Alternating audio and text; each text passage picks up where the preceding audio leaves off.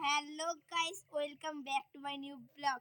তো আজকে কিন্তু বেশিও শ্যুট করার নেই। আজকে দীপ্ত আছে, মানে আমার বন্ধু, আর আমি আছি। আর ওরা এখন মানে এই কলেজ টলেজ করে এলো, এখন অতটা টাইম পাই না, তাই জন্য ওরা খেয়ে দিয়ে একটু আর rest আমাকে তো নেয়।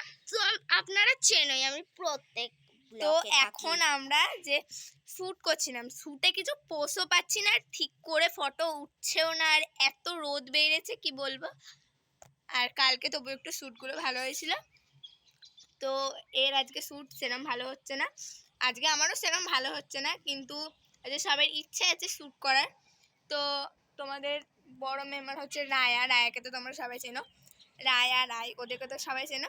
তো ওরাও কিন্তু মানে মুডটা একটু ভালোই আছে, তাই জন্য ওরাও কিন্তু করবে ব্লগ, কিন্তু একটু পরে, একটুখানি পরে। তোমরা একটুখানি ওয়েট করো, তাহলেই হয়ে যাবে। আর এখন আমরা শ্যুট করছিলাম, শ্যুটের কিন্তু মাথা মুন্ডু কিছু বুঝতে পারছি না, কি পোজ দেবো বলো তো? হ্যাঁ কি পোজ দেবো সেটাই আমরা বুঝতে পারছি না। ওই জন্য আমরা এত মানে মাথা ব্যথা সব খারাপ হয়ে যাচ্ছে, কি করব না করব। তো এখন রায়ারা আসুক, মানে তোমাদের বড় মেম্বার রায়া, ওরা আসুক, দেখি ওরা কি বলে না বলে, তারপর আমরা শ্যুট করব। তো ওরা আসলে মানে একটু বেশি, একটু সরে যাই, তো ওরা আসলে একটু বেশি মানে এ হয়, এদিকে